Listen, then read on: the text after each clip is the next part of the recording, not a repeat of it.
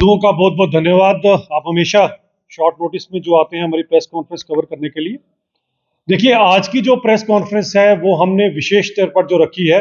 वो आज जो 71,000 के करीब जो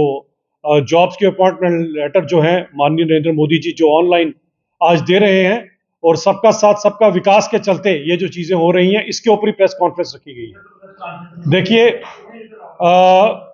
सबसे बड़ी बात ये आती है कि किस तरह से, खासकर जम्मू कश्मीर की अगर मैं बात करूं तो किस तरह से दौर बदला है सारे का सारा। और इसको मैंने जो आज शीर्षक दिया है, फ्रॉम बैकडोर टू ऑनलाइन। आज से पहले बैकडोर अपॉइंटमेंट हुआ करती थी, आज ऑनलाइन अपॉइंटमेंट के चलते सबको जो है उनके अपॉइंटमेंट लेटर उनके हाथ में दिए जाते हैं, ताकि कोई भी बिचौला, कोई भी बैकडोर अपॉइंटमेंट वाला, कोई भी दूसरा जो है इसका फायदा ना उठा सके और हकदार को उसका हक दिया जाए। इसके अलावा मैं जो अगली बात कर रहा हूं वो है फ्रॉम भाई भतीजावाद टू सबका साथ सबका विकास। आज से पहले जो भाई भतीजावाद के चलते, जिसे अगर आपको याद होगा तो पीडीपी के एक नेता ने अपने ही बेटे को रातों रात केएस ऑफिसर बना दिया था, और जब उन्हीं की सहयोगी इंडी गठबंधन ने जब इसके ऊपर हाय तौबा मचाई तो उसके बाद उन्हें नीचे उतारना पड़ा। तो वो भाई भतीजावाद भी अब खत्म हो चुका है। और दूसरी चीज जो मैं कहना चाहता हूं, 500 रुपए की नौकरी से आज लोगों को फुल टाइम जो एम्प्लॉयमेंट मिल रही है और फुल टाइम सैलरी मिल रही है, इसकी तरफ मैं जरूर चाहूंगा कि आपका ध्यान आकर्षित किया जाए। और अभी तक की जो अचीवमेंट है पिछले खासकर 5-10 सालों की जो है जम्मू कश्मीर के अंदर, खासकर 5 अगस्त 2019 के बाद की जो अचीवमेंट्स है एम्प्लॉयमेंट को लेकर, जिसको लेकर नेशनल कॉन्फ्रेंस, कांग्रेस और बाकी सरकारों ने काफी ज्यादा शोर मचाया था और अभी तक लोगों को दिया कुछ नहीं है। उसके ऊपर मैं आंकड़ों के साथ आपसे बात करूंगा कि 31,000 जो नौकरियां उसकी आज मोदी जी जो आवंटित कर रहे हैं वो हकदार को हक दिया जा रहा है। इसके अलावा 7.9 लाख यानी कि करीब करीब 8 लाख की जम्मू कश्मीर के अंदर सेल्फ एम्प्लॉयमेंट के अंदर जो दी गई है, जो लोगों को अवसर मिले हैं अपना अपना बिजनेस स्टार्ट करने के, वो एक बहुत बड़ा आंकड़ा है जो आज से पहले कभी इतना बड़ा ना रहा होगा। 42,000 की नौकरियों की अगर आपको याद होगा तो माननीय उपराज्यपाल जी ने जिस दिन डे 1 था असेंबली का वो आपके साथ बात की थी, और ये 42,000 वो पूरी नौकरियां हैं जिसमें खुद का पेट भी पलता है और घर का पेट भी पलता है। वो 500 रुपए वाला डेली वेजर वाला छलावा नहीं है। और मैंने थोड़े दिन पहले जो हमने प्रेस कॉन्फ्रेंस की थी जिसके अंदर मेरे जो साथी प्रवक्ता थे गिरधारी लाल रैना जी, उन्होंने आपके बीच में आंकड़े रखे थे। वो नियर अबाउट 67,345 इंडस्ट्रीज के अंदर जो जॉब्स क्रिएट हुई, ये सारे के सारे आंकड़े आपके बीच में है। तो ये राउंड अबाउट अगर आप देखें तो 9 से 10 लाख की इंप्लॉयमेंट है जो जम्मू कश्मीर के अंदर जनरेट की गई है। अब मैं इनकी से बात करना चाहता हूं कि 2.5 लाख की बैकडोर अपॉइंटमेंट करने वाली पार्टियां आज जब एम्प्लॉयमेंट के ऊपर लोगों को छलावे देती हैं, और सबसे बड़ी बात यह आती है कि इसके अंदर इन्होंने जो आज तक अपने ही लोगों को नौकरियां दी हैं, जबकि इन्होंने हमारी तरह कोई सबका साथ सबका विकास वाले फार्मूले के ऊपर काम नहीं किया है। और मैं उमर साहब को यह भी याद करवाना चाहूंगा कि आपने 1 लाख की नौकरियों से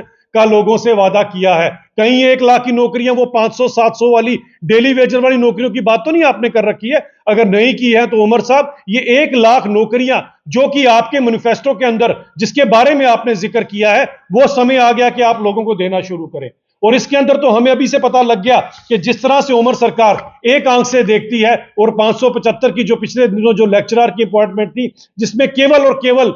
डोगरी को और कश्मीरी को केवल 3-3 पोस्टें दी गई, और नेशनल एजुकेशन पॉलिसी के चलते संस्कृत और हिंदी को कोई पोस्ट नहीं दी गई। तो ये फिर से वही काम शुरू हो गया जो आज से कई दशक पहले हुआ करता था। लेकिन हम ये बताना चाहते हैं कि लोगों को और युवाओं को, क्योंकि मेरे साथ हमारे अरुण प्रभात जी जो हमारे युवा नेता और अध्यक्ष है, हमारे साथ डॉक्टर मैक्सन है जो युवा नेता है हमारे साथ, और मेरे सहयोगी बलबीर राम रतन जी जो प्रवक्ता हैं, ये युवा नेता साथ में इसीलिए बैठे हैं कि ये उमर साहब से आज हिसाब किताब लेना चाहते हैं कि जिस 1 लाख नौकरी का आपने हमें आश्वासन दिया, हमारे युवाओं को आश्वासन दिया, ये अरुण प्रभात जी, ये डॉक्टर मैक्सन जैसे युवा आज आपसे नौकरी मांग रहे हैं। आपकी क्या वो छलावे वाली नौकरी भी कहीं नजर नहीं आ रही? और दूसरी नौकरी का तो अभी तक बात नहीं किया, और हमने पूरे आंकड़ों के साथ आपको नियर अबाउट 9 से 10 लाख नौकरियां जिसका आप कभी बात भी नहीं करेंगे, उनका हमने आपको पूरे का पूरा ब्यौरा दे दिया हुआ है। तो हम ये चाहेंगे कि ये सरकार जल्दी से जल्दी अपनी दोनों आंखें खोलें। पहले तो जम्मू और कश्मीर के साथ भेदभाव बंद करें, जिस तरह से उन्होंने 575